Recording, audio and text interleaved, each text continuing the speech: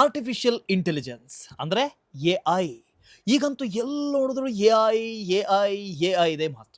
ಇದು ಕೇವಲ ಒಂದು ಬಸ್ವರ್ಡ್ ಮಾತ್ರ ಅಲ್ಲ. ಈಗ ಕಂಪನಿಗಳ ಸ್ಟ್ರಾಟಜಿಯಲ್ಲಿ ಮೇನ್ ಪಾರ್ಟ್ ಆಗಿರೋ ಕಾಸ್ಟ್, ಎಫಿಷಿಯನ್ಸಿ, ಮಾರ್ಜಿನ್ಸ್ ಇದ್ರ ಮೇಲೂ ಎ ನೇರ ಪರಿಣಾಮವನ್ನು ಬೀರ್ತಾ ಇದೆ.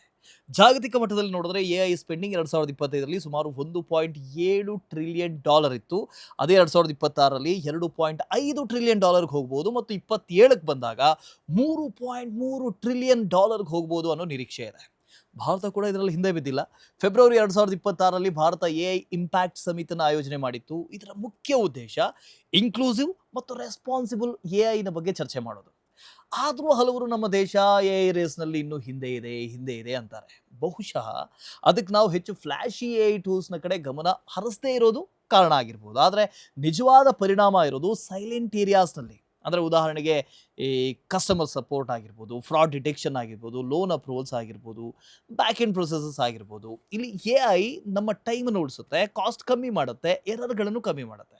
ಇವತ್ತು ಆಲ್ಮೋಸ್ಟ್ ಎಲ್ಲ ಬಿಸ್ನೆಸಸ್ ತಮ್ಮ ಎ ಸ್ಟ್ರಾಟಜಿ ಮೇಲೆ ಕೆಲಸ ಮಾಡ್ತಾ ಇದೆ. ಇದರಲ್ಲಿ ಎರಡು ಮುಖ್ಯ ಟರ್ಮ್ಸ್ ಕೂಡ ಇದ್ದಾವೆ: ಆಟೋಮೇಷನ್, ಆಟೋಮೇಷನ್ ಮತ್ತು ಜನರೇಟಿವ್ ಎ ಆಟೋಮೇಷನ್ ಅಂದರೆ ಈಗಾಗಲೇ ಇರುವಂಥ ಟಾಸ್ಕ್ಗಳನ್ನು ಹೆಚ್ಚು ಎಫಿಷಿಯೆಂಟ್ ಆಗಿ ಮಾಡೋದು.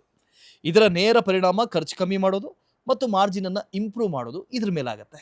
ಇನ್ನು ಜನರೇಟಿವ್ ಎ ಅಂದರೆ ಏನು? ಇದು ಹೊಸ ಕಂಟೆಂಟ್ ಮತ್ತು ಇಂಟರಾಕ್ಷನ್ಗಳನ್ನು ಸೃಷ್ಟಿ ಮಾಡುತ್ತೆ. ಇದು ಗ್ರೋತ್ ಮತ್ತು ಇನ್ನೋವೇಷನನ್ನು ಉತ್ತೇಜಿಸುತ್ತೆ. ಎ ಒಂದು ಥ್ರೆಟ್ ಅಂದರೆ ಬೆದರಿಕೆ ಕೂಡ ಹೌದು, ಒಂದು ಆಪರ್ಚುನಿಟಿ ಅವಕಾಶ ಕೂಡ ಹೌದು.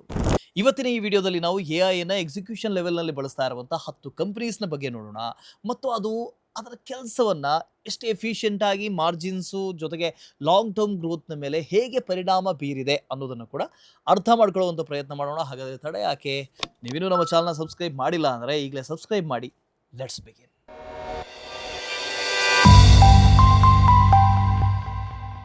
ನಮ್ಮ ಮೊದಲ ಕಂಪನಿ ಬಜಾಜ್ ಫಿನಾನ್ಸ್. ಇದು ಭಾರತದ ಅತಿ ದೊಡ್ಡ NBFC ಅಂದರೆ ನಾನ್ ಬ್ಯಾಂಕಿಂಗ್ ಫಿನಾನ್ಷಿಯಲ್ ಕಂಪನಿ. ಈ ಕಂಪನಿ ಟಿವಿಗಳು, ರೆಫ್ರಿಜಿರೇಟರ್ಸ್, ಫೋನ್ಸ್ ಮುಂತಾದಂಥ ಕನ್ಸ್ಯೂಮರ್ ಡ್ಯೂರಬಲ್ಸ್ ಖರೀದಿ ಮಾಡೋದಕ್ಕೆ ಗ್ರಾಹಕರಿಗೆ ಲೋನ್ಗಳನ್ನು ಆಫರ್ ಮಾಡುತ್ತೆ. ಜೊತೆಗೆ ಪರ್ಸನಲ್ ಲೋನ್ಸು, ಈ SME ಲೋನ್ಸು, ಹೋಮ್ ಲೋನ್ಸು ಇದನ್ನು ಕೂಡ ಪ್ರೊವೈಡ್ ಮಾಡುತ್ತೆ. ಹಾಗೆಯೇ ಜನರಿಂದ ಫಿಕ್ಸೆಡ್ ಡೆಪಾಸಿಟ್ FDಗಳನ್ನು ಕೂಡ ಇರಿಸ್ಕೊಳ್ಳುತ್ತೆ. ಈ ಕಂಪನಿಯ ಸ್ಟ್ರೆಂತ್ ಅದರ ಓಮ್ನಿ ಪ್ರೆಸೆನ್ಸ್ ಸ್ಟ್ರಾಟಜಿ ಅಂದರೆ ಫಿಸಿಕಲ್ ಬ್ರ್ಯಾಂಚಸ್ಸು ಹಾಗೂ ಈ ಬಜಾಜ್ ಫಿನ್ಸರ್ವ್ ಆ್ಯಪ್ನ ಮೂಲಕ ಗ್ರಾಹಕರಿಗೆ ವ್ಯಾಪಕವಾಗಿ ರೀಚ್ ಆಗಿರೋದು. ಈಗ ಬಜಾಜ್ ಫಿನಾನ್ಸ್ ತನ್ನನ್ನು ಫಿನಾಯ್ ಕಂಪನಿ ಅಂತ ಅಪ್ಗ್ರೇಡ್ ಮಾಡ್ಕೊಂಡಿದೆ, ಅಂದರೆ ಫಿನಾನ್ಷಿಯಲ್ ಪ್ಲಸ್ ಎಐ ಅಂತ. ಕಾಂಟೆಂಟ್ ಕ್ರಿಯೇಷನ್ ವಿಭಾಗದಲ್ಲಿ ಈಗ 100% ವಿಡಿಯೋಗಳನ್ನು, ಬ್ಯಾನರ್ಸ್ಗಳನ್ನು ಎಐ ಮೂಲಕವೇ ಮಾಡಲಾಗ್ತಾ ಇದೆ. Q3 FY26ನಲ್ಲಿ ಕಂಪ್ನಿ ಸುಮಾರು 2.7 ಲಕ್ಷ ವಿಡಿಯೋಗಳು, 1.2 ಲಕ್ಷ ಬ್ಯಾನರ್ಗಳನ್ನು ಎಐಯನ್ನು ಯೂಸ್ ಮಾಡ್ಕೊಂಡು ಮಾಡಿದೆ. ಇದರಿಂದ ಮಾರ್ಕೆಟಿಂಗ್ ಸ್ಪೀಡ್ ಹೆಚ್ಚಾಗಿದೆ ಮತ್ತು ಕಾಸ್ಟ್ ತುಂಬಾ ಕಮ್ಮಿ ಆಗಿದೆ. ಅವರ ಸಾಫ್ಟ್ವೇರ್ ಡೆವಲಪರ್ಸ್ ಈಗ ಎಐ ಟೂಲ್ಸ್ಗಳನ್ನು ಬಳಸ್ತಿದ್ದಾರೆ. ಇದರಿಂದಾಗಿ ಕೋಡಿಂಗ್ ಮಾಡೋದಿದೆಯಲ್ಲ, ಅದರ ಎಫಿಷಿಯನ್ಸಿ ಇದೆಯಲ್ಲ, ಸುಮಾರು 25%ವರೆಗೆ ಹೆಚ್ಚಾಗಿದೆ. ಕಾಲ್ ಸೆಂಟರ್ನಲ್ಲಿ ಅವರು ವಾಯ್ಸ್ ಟು ಟೆಕ್ಸ್ಟ್ ಎಐನ ಬಳಸ್ತಾ ಇದ್ದಾರೆ. ಸುಮಾರು 20 ಮಿಲಿಯನ್ ಅಂದರೆ 2 ಕೋಟಿ ಕಾಲ್ಗಳನ್ನು ಎಐ ಮೂಲಕ ಅನಲೈಸ್ ಮಾಡಿ ಕನ್ಸ್ಯೂಮರ್ ಇನ್ಸೈಟ್ಗಳನ್ನು ಪಡೆದಿದ್ದಾರೆ. ಈ ಎಐ ಇಂಪ್ಲಿಮೆಂಟೇಷನ್ ಮೂಲಕ ಕಂಪನಿಗಳಿಗೆ ಆಪರೇಟಿಂಗ್ ಲೆವರೇಜ್ ಸಿಗುತ್ತೆ. ಕಂಪನಿಯ opex to net total income ratio ಈಗ 32.8% ಸುಧಾರಿಸಿದೆ. ಸಿಂಪಲ್ ಆಗಿ ಹೇಳಬೇಕು ಅಂದರೆ ಕಮ್ಮಿ ಖರ್ಚಲ್ಲಿ ಹೆಚ್ಚು ಆದಾಯ ಗಳಿಸ್ತಾ ಇದ್ದಾರೆ. ಎಐ ಕೇವಲ ಕಾಸ್ಟ್ ಸೇವಿಂಗ್ ಮಾಡ್ತಾ ಇರೋದು ಮಾತ್ರ ಅಲ್ಲ, ರೆವಿನ್ಯೂವನ್ನು ಕೂಡ ಹೆಚ್ಚು ಮಾಡ್ತಾ ಇದೆ. Q3ನಲ್ಲಿ ಸುಮಾರು 1568 ಕೋಟಿ ಮೌಲ್ಯದ ಲೋನ್ ಡಿಸ್ಬರ್ಸ್ಮೆಂಟನ್ನು ಎಐ ವಾಯ್ಸ್ ಮತ್ತು ಟೆಕ್ಸ್ಟ್ ಬಾಟ್ನ ಮೂಲಕ ಮಾಡಲಾಗಿದೆ. ಡಾಕ್ಯುಮೆಂಟ್ ವೆರಿಫಿಕೇಷನ್ನಲ್ಲಿ ಈಗ ಆಟೋ ಕ್ವಾಲಿಟಿ ಚೆಕ್ ಸುಮಾರು 41% ಕೇಸಸ್ನಲ್ಲಿ ಆಗ್ತಾ ಇದೆ. ಇದರಿಂದ ಅಪ್ರೂವಲ್ ಸ್ಪೀಡ್ ಹೆಚ್ಚಾಗಿದೆ ಮತ್ತು ಮ್ಯಾನ್ಯುವಲ್ ಎರರ್ಸ್ ಕೂಡ ಕಮ್ಮಿ ಆಗಿದೆ. ರಿಯಲ್ ಟೈಮ್ ರಿಸ್ಕ್ ಮತ್ತು ಫ್ರಾಡ್ ಡಿಟೆಕ್ಷನ್ ಸಿಸ್ಟಮನ್ನು ಅವರು ಬಳಸ್ತಾ ಇದ್ದಾರೆ. ಅದು ಅನುಮಾನಾಸ್ಪದ ವಹಿವಾಟುಗಳನ್ನು ತಕ್ಷಣ ಗುರುತಿಸಿ ಲಾಸ್ ಆಗೋದನ್ನು ಕಂಟ್ರೋಲ್ ಮಾಡ್ತಾ ಇದೆ. ಸರಳವಾಗಿ ಹೇಳಬೇಕು, ಸಿಂಪಲ್ ಆಗಿ ಹೇಳಬೇಕು ಅಂದರೆ ಈ ಎಐ ಡ್ರಿವನ್ ಕ್ರಾಸ್ ಸೆಲ್ಲಿಂಗ್ ಮತ್ತು ಫ್ರಾಡ್ ಡಿಟೆಕ್ಷನ್ ಕಾರಣದಿಂದಾಗಿ ಪೇಟಿಎಂನ ಎಫಿಷಿಯನ್ಸಿ ಹೆಚ್ಚಾಗಿದೆ ಮತ್ತು ಕಸ್ಟಮರ್ಸ್ ಪ್ಲ್ಯಾಟ್ಫಾರ್ಮ್ನಲ್ಲಿ ಹೆಚ್ಚು ಕಾಲ ಉಳಿತಾ ಇದ್ದಾರೆ. ಇದು ದೀರ್ಘಕಾಲದಲ್ಲಿ ಕಂಪನಿಗೆ ಬಹಳ ಉಪಯುಕ್ತವಾಗಬಹುದು. ಇದು ನಮ್ಮ ಮೊದಲ ಕಂಪ್ನಿ ಬಗ್ಗೆ. ಈಗ ನಮ್ಮ ಎರಡನೇ ಕಂಪ್ನಿ ಪೈನ್ ಲ್ಯಾಬ್ಸ್ ಅನ್ನುವಂಥ ಹೆಸರು ಕೇಳಿದಾಗ ಬಹಳ ಜನರಿಗೆ ಮೊದಲು POS ಮೆಷಿನ್ಸ್ ನೆನಪು ಬರುತ್ತೆ. ಆದರೆ ಅವರ ಬಿಸ್ನೆಸ್ ಅದಕ್ಕೆ ಮಾತ್ರ ಸೀಮಿತವಾಗಿಲ್ಲ. ಇದು ಒಂದು ಫುಲ್ ಮರ್ಚೆಂಟ್ ಪ್ಲ್ಯಾಟ್ಫಾರ್ಮ್ ಆಗಿದ್ದು ಶಾಪ್ ಕೀಪರ್ಸ್ಗಳಿಗೆ ಪೇಮೆಂಟ್ಸ್ ಎಕ್ಸೆಪ್ಟ್ ಮಾಡೋದು, ಬಿಲ್ಲಿಂಗ್ ಮ್ಯಾನೇಜ್ ಮಾಡೋದು ಮತ್ತು EMI ಆಪ್ಷನ್ಸ್ ನೀಡೋದಕ್ಕೆ ಸಹಾಯ ಮಾಡುತ್ತೆ. ಭಾರತದ ಜೊತೆಗೆ ಮಲೇಷ್ಯಾ, UAE, ಸಿಂಗಾಪುರ್ ಮುಂತಾದಂಥ ಮಾರ್ಕೆಟ್‌ಗಳಲ್ಲೂ ಕೂಡ ಇದು ಕಾರ್ಯನಿರ್ವಹಿಸ್ತಾ ಇದೆ, ಕೆಲಸ ಮಾಡ್ತಾ ಇದೆ.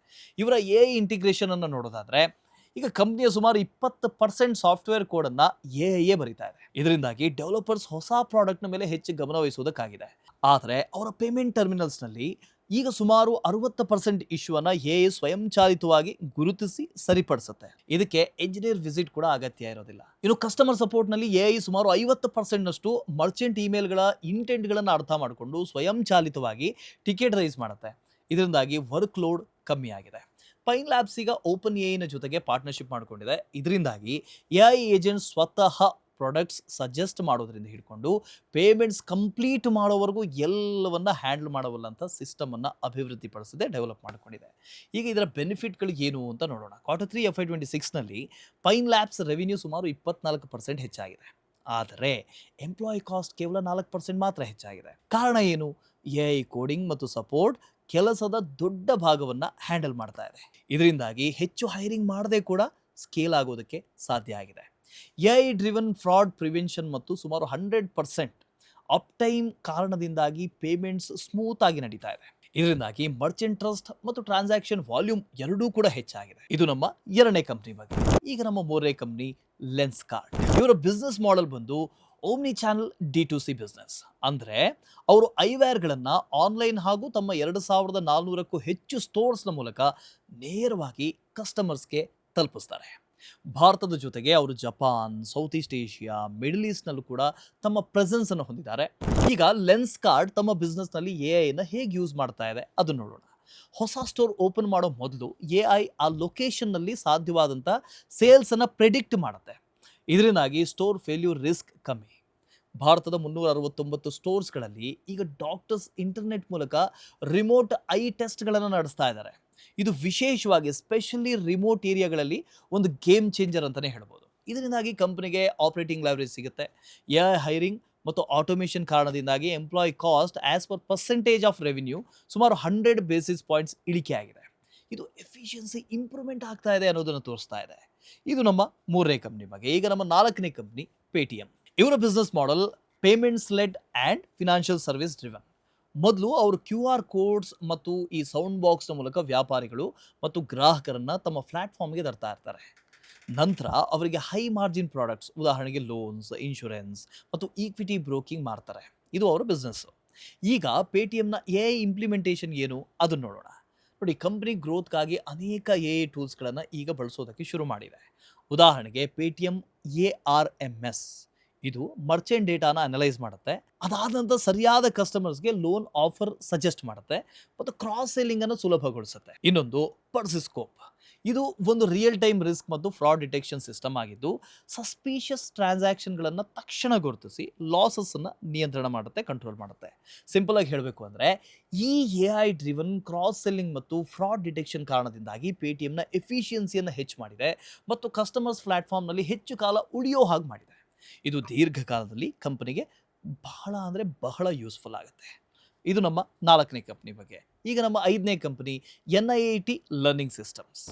ಈ ಕಂಪನಿಯ business model managed training services ಅಂತ ಕರೆಯಲಾಗುತ್ತೆ. ಸರಳವಾಗಿ ಹೇಳಬೇಕು, ಸಿಂಪಲ್ ಆಗಿ ಹೇಳಬೇಕು ಅಂತ ಹೇಳಿದ್ರೆ, ಒಂದು ದೊಡ್ಡ ಗ್ಲೋಬಲ್ ಕಂಪನೀಸ್ ತಮ್ಮ ಸಂಪೂರ್ಣ ಟ್ರೈನಿಂಗ್ ಮತ್ತು ಲರ್ನಿಂಗ್ ಡಿಪಾರ್ಟ್ಮೆಂಟನ್ನು ಇವರಿಗೆ ಔಟ್ಸೋರ್ಸ್ ಅಂತ ಕೊಟ್ಬಿಡುತ್ತೆ. ಈ ಕಂಪನಿ ತಮ್ಮ ಎಂಪ್ಲಾಯಿಗಳಿಗೆ ಕಂಟೆಂಟ್ಗಳನ್ನು ಸೃಷ್ಟಿ ಮಾಡಿ ಟ್ರೈನಿಂಗ್ ಕೊಡುತ್ತೆ. ಇವರು ಎಷ್ಟು AIಯನ್ನು ಹೇಗೆ ಬಳಸ್ತಾ ಇದ್ದಾರೆ ಅಂತ ನೋಡೋಣ. ಇವರೀಗ AI ಅವತಾರ್ಸ್ ಮತ್ತು ರೋಲ್ ಪ್ಲೇ ಸಿಮ್ಯುಲೇಷನ್ಗಳನ್ನು ಬಳಸ್ತಾರೆ. ಇದರಿಂದಾಗಿ ಎಂಪ್ಲಾಯೀಸ್ಗಳು ಸೇಲ್ಸ್ ಅಥವಾ ಕಸ್ಟಮರ್ ಸರ್ವಿಸ್ ಈ ಥರದ ರಿಯಲ್ ಲೈಫ್ ಸಿನಾರಿಯೋವನ್ನು ಪ್ರಾಕ್ಟೀಸ್ ಮಾಡ್ಬೋದು. ಇವರು ಇತ್ತೀಚೆಗೆ ಸ್ವೀಟ್ ರಶ್ ಅನ್ನೋ ಕಂಪ್ನಿಯನ್ನು ಅಕ್ವೈರ್ ಮಾಡಿದ್ದಾರೆ. ಈ ಕಂಪ್ನಿ AI ಎನೇಬಲ್ ಲರ್ನಿಂಗ್ ಎಕ್ಸ್ಪೀರಿಯನ್ಸ್ನಲ್ಲಿ ಪರಿಣಿತಿಯನ್ನು ಹೊಂದಿದೆ. ಈಗ ಇವರ AI ಅಡಾಪ್ಷನನ್ನು ನೋಡೋಣ, ಪ್ರಯೋಜನ ಏನು ಅಂತ ನೋಡೋಣ. Q3 FY26ನಲ್ಲಿ ಕಂಪನಿಯ ರೆವಿನ್ಯೂನಲ್ಲಿ ಸುಮಾರು 11%ನಷ್ಟು ಭಾಗ AI ಎನೇಬಲ್ಡ್ ಆಫರಿಂಗ್ಸ್ನಿಂದ ಬಂದಿದೆ. ಇದೊಂದು ದೊಡ್ಡ ಚೇಂಜನ್ನು ಸೂಚಿಸ್ತಾ ಇದೆ. ಇದು ನಮ್ಮ ಐದನೇ ಕಂಪನಿ ಬಗ್ಗೆ. ಈಗ ನಮ್ಮ ಆರನೇ company AU small finance bank. AU small finance bank ಒಂದು ರಿಟೇಲ್ ಫೋಕಸ್ಡ್ ಬ್ಯಾಂಕ್ ಆಗಿದ್ದು ಇದು ಜೈಪುರ್ನಲ್ಲಿ ಆರಂಭವಾಗಿ ಈಗ ಭಾರತದ ಉದ್ದಗಲಕ್ಕೂ ಎಲ್ಲೆಡೆ ಸ್ಪ್ರೆಡ್ ಆಗಿದೆ. ಇವರ ಮುಖ್ಯ ಬಿಸ್ನೆಸ್ ಏನು ಅಂದರೆ small business owners, vehicle owners ಮತ್ತು ಇಂಡಿವಿಜುವಲ್ಸ್ಗೆ ಲೋನ್ಗಳನ್ನು ಪ್ರೊವೈಡ್ ಮಾಡೋದು. ಉದಾಹರಣೆಗೆ ಗೋಲ್ಡ್ ಲೋನ್ಸು, ಹೋಮ್ ಲೋನ್ಸು ಈ ಥರದ್ದು. ಇತ್ತೀಚೆಗೆ ಇವರು ಫಿನ್ಕೇರ್ SFB ಜೊತೆಗೆ ಮರ್ಜ್ ಆಗಿದ್ದಾರೆ. ಇದರಿಂದಾಗಿ ಸೌತ್ ಇಂಡಿಯಾ ಮತ್ತು ರೂರಲ್ ಏರಿಯಾನಲ್ಲಿ ಇವರ ಪ್ರೆಸೆನ್ಸ್ ಇನ್ನಷ್ಟು ಸ್ಟ್ರಾಂಗ್ ಆಗಿದೆ. ಈಗ ಬ್ಯಾಂಕ್ನ ಎ ಐ ಇಂಪ್ಲಿಮೆಂಟೇಷನ್ ಏನು ಅನ್ನೋದನ್ನು ನೋಡೋಣ.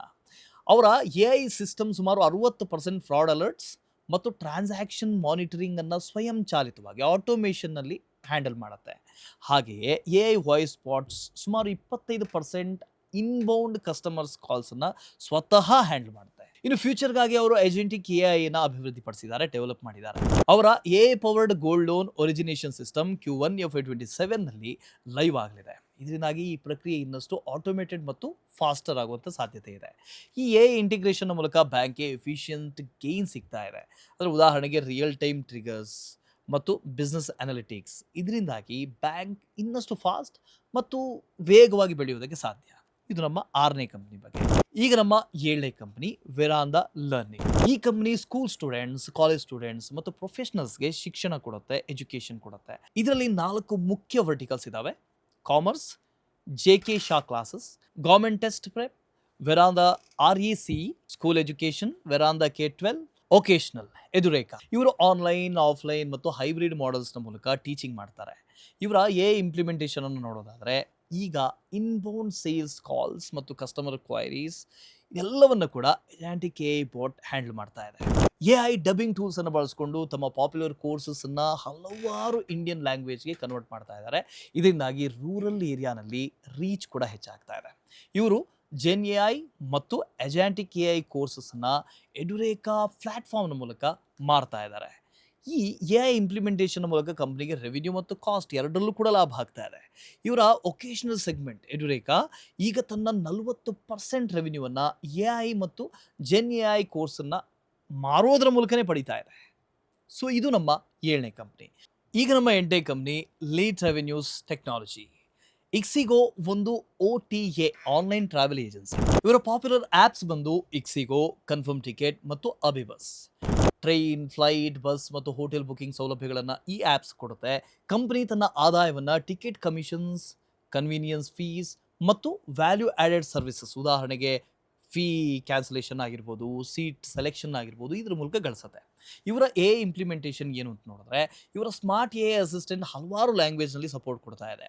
ಈಗ ಸುಮಾರು 89.9%, ಹತ್ತಿರದ 90% ಚಾಟ್ ಕ್ವೇರೀಸ್ ಮತ್ತು 76.12% ವಾಯ್ಸ್ ಕಾಲ್ಸ್ನ ಎ ಐ ಏಜೆಂಟ್ ಸ್ವಯಂ ಚಾಲಿತವಾಗಿ ಹ್ಯಾಂಡಲ್ ಮಾಡ್ತಾರೆ. ಈ ಕಂಪನಿಯ ಇಂಟರ್ನಲ್ ಎ ಐ ಅಡಾಪ್ಷನ್ ಕಾರಣದಿಂದಾಗಿ ಆನ್ಯುವಲೈಸ್ಡ್ ರೆವಿನ್ಯೂ ಪರ್ ಎಂಪ್ಲಾಯಿ ಈಗ 2 ಕೋಟಿ ದಾಟಿದೆ. ಇದು ಇಂಡಸ್ಟ್ರಿ ಸ್ಟ್ಯಾಂಡರ್ಡ್ಸ್ ಪ್ರಕಾರ ಬಹಳ ಸ್ಟ್ರಾಂಗ್ ಲೆವೆಲ್ ಅಂತ ಪರಿಗಣಿಸಲಾಗುತ್ತೆ. ಇದು ನಮ್ಮ 8ನೇ ಕಂಪನಿ ಬಗ್ಗೆ. ಈಗ ನಮ್ಮ 9ನೇ ಕಂಪನಿ ಆಲ್ ಕಾರ್ಗೋ ಲಾಜಿಸ್ಟಿಕ್ಸ್. ಇದು ಒಂದು ಇಂಟಿಗ್ರೇಟೆಡ್ ಲಾಜಿಸ್ಟಿಕ್ಸ್ ಕಂಪನಿ ಆಗಿದ್ದು multi modal transport, inland container depots, ಈ container freight stations, contract logistics ಮತ್ತು ಪ್ರಾಜೆಕ್ಟ್ ಮತ್ತು ಇಂಜಿನಿಯರಿಂಗ್ ಸೊಲ್ಯೂಷನ್ ಅನ್ನು ಕೊಡುತ್ತೆ. ಇನ್ನು ಇವರು ಎ ಐನ ಹೇಗೆ ಬಳಸ್ತಾ ಇದ್ದಾರೆ ಅಂತ ಹೇಳಿದ್ರೆ ಈಗ ಬಾರ್ಕೋಡ್ ಸ್ಕ್ಯಾನ್ ಮಾಡಿದ ಕೂಡಲೇ ಶಿಪ್ಮೆಂಟ್ ಡಾಕೆಟ್ ಸ್ವಯಂ ಚಾಲಿತವಾಗಿ ಜನರೇಟ್ ಆಗುತ್ತೆ. ಇದರಿಂದಾಗಿ ಮ್ಯಾನ್ಯುವಲ್ ಡೇಟಾ ಎಂಟ್ರಿ ಬಹುತೇಕ ಇಲ್ಲ ಅಂತಲೇ ಹೇಳ್ಬೋದು. ಇನ್ನು ಕಸ್ಟಮರ್ ಸರ್ವಿಸ್ನಲ್ಲಿ ದಿನಕ್ಕೆ ಬರುವಂಥ ಸಾವಿರಾರು ಮೇಲ್ಗಳನ್ನು ಎ ಐ ಸ್ವಯಂ ಚಾಲಿತವಾಗಿ ಕ್ಲಾಸಿಫೈ ಮಾಡುತ್ತೆ. ಇದರಿಂದಾಗಿ ಟೀಮ್ ಬೇಗ ಆ್ಯಕ್ಷನ್ ತಗೋಬೋದು. ಇದ್ರ ಜೊತೆಗೆ 24/7 ಟೆಕ್ ಎನೇಬಲ್ಡ್ ಕಂಟ್ರೋಲ್ ಟವರ್ಸ್ ದೇಶದಾದ್ಯಂತ ಓಡ್ತಾ ಇರುವಂಥ ಟ್ರಕ್ಸನ್ನು ಲೈವ್ ಟ್ರ್ಯಾಕ್ ಮಾಡುತ್ತೆ.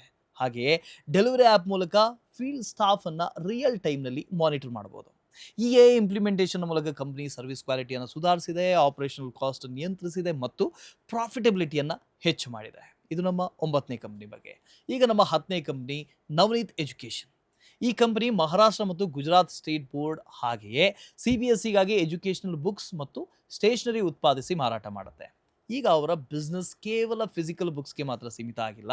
ಅವರು ಎಡ್ಯುಟೆಕ್ ಮತ್ತು ಸ್ಕೂಲ್ ಮ್ಯಾನೇಜ್ಮೆಂಟ್ ಕ್ಷೇತ್ರದಲ್ಲೂ ಕೂಡ ವೇಗವಾಗಿ ಬೆಳೀತಾ ಇದ್ದಾರೆ. ಇವರ ಎ ಇಂಪ್ಲಿಮೆಂಟೇಷನ್ ಏನು ಅದನ್ನು ನೋಡೋಣ. ಕಂಪನಿಯ ಎ ಮಾಡೆಲ್ನ 1.1 ಲಕ್ಷಕ್ಕೂ ಹೆಚ್ಚು ವೆರಿಫೈಡ್ ಡಿಜಿಟಲ್ ರಿಸೋರ್ಸ್ಗಳ ಮೇಲೆ ಟ್ರೈನ್ ಮಾಡಲಾಗ್ತಾ ಇದೆ. ಇಲ್ಲಿ ಹಲವು ಎ ಐ ಏಜೆಂಟ್ಸ್, ಉದಾಹರಣೆಗೆ ಕರಿಕ್ಯುಲಮ್ ಅಲೈನ್ಮೆಂಟ್ ಆಗಿರ್ಬೋದು, ಕಾಂಟೆಂಟ್ ಸ್ಟ್ರಕ್ಚರಿಂಗ್ ಆಗಿರ್ಬೋದು ಅಥವಾ ಅಸೆಸ್ಮೆಂಟ್ ಕ್ರಿಯೇಷನ್ ಆಗಿರ್ಬೋದು, ಇದೆಲ್ಲವನ್ನು ಒಂದೇ ಸಮಯದಲ್ಲಿ ಒಟ್ಟಿಗೆ ಕೆಲಸ ಮಾಡೋ ಹಾಗೆ ಎ ಐ ಮಾಡ್ತಾ ಇದೆ. ಈ ಟೂಲ್ನಲ್ಲಿ ಟೀಚರ್ಗಳು ಕೇವಲ ಒಂದು ಟಾಪಿಕನ್ನು ಟೈಪ್ ಮಾಡಿದ್ರೆ ಸಾಕು, ತಕ್ಷಣ ಅದರ PPT ರೆಡಿ ಆಗುತ್ತೆ, ಕ್ವಿಜ್ಗಳು ರೆಡಿ ಆಗುತ್ತೆ, ಫ್ಲ್ಯಾಶ್ ಕಾರ್ಡ್ಗಳು ಬರ್ತವೆ ಮತ್ತು ಕ್ವೆಶ್ಚನ್ ಪೇಪರ್ ಕೂಡ ಜನರೇಟ್ ಆಗುತ್ತೆ. ಇದಕ್ಕೆ ಪ್ರಾಂಪ್ಟ್ ಇಂಜಿನಿಯರಿಂಗ್ ಕೂಡ ಅಗತ್ಯ ಇರೋದಿಲ್ಲ. ಇದರ ಪ್ರಯೋಜನ ಕಂಪನಿಗೆ ನೇರವಾಗಿ ಆಗ್ತಾ ಇದೆ.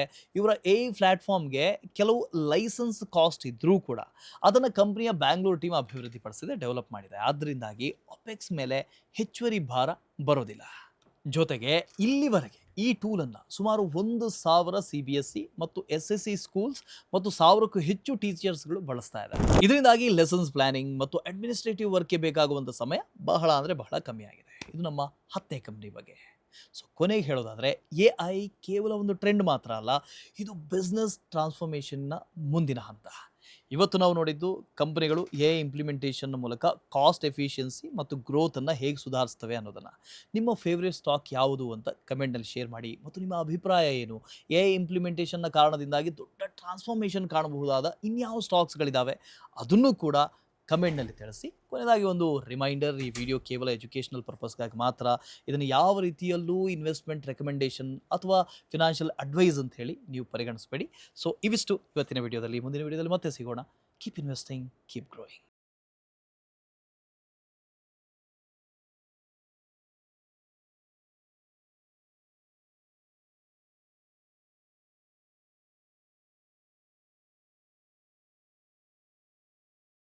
Investment in securities market are subject to market risks. Read all the related documents carefully before investing. Please read the risk disclosure documents carefully before investing in equity shares, derivatives, mutual fund, and or other instruments traded on the stock exchanges.